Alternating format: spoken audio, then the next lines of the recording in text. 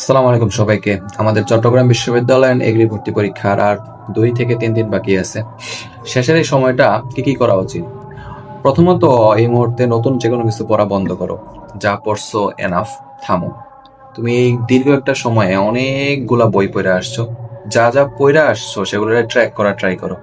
Like তুমি কোনো একটা কোশ্চেন ব্যাংক পড়ছো, সেই কোশ্চেন ব্যাংকে পড়ার সময় এমন কিছু প্রবলেম ছিল যেগুলো একবারে সলভ করতে পারো নাই, সেগুলোকে গোল দিয়ে গেছিলা, বা কোনো একটা ফুটপ্রিন্ট তো রেখে গেছো যখন তুমি বইটা পড়ে গেছো। সেই ফুটপ্রিন্ট গুলো ধরে আগানোর চেষ্টা করো, অর্থাৎ পুরা প্রস্তুতিটা প্রথম থেকে যেভাবে আসছিলা পিছন থেকে এবার সেদিকে যাওয়ার চেষ্টা করো। অ্যান্ড শেষের 24 থেকে 48 ঘন্টার সময় অনেক কনফিউজিং, কারণ বিভিন্ন লিগ থেকে এমন এমন শিওর সাজেশন 100% কনফার্ম এরকম কথাবার্তা বইলা কিছু চমকপ্রদ হেডলাইন দেখা যায়। আর আমরা আলটিমেটলি ওগুলো যত বেশি পড়তে থাকি তত বেশি ডিপ্রেশন বাড়তে থাকে।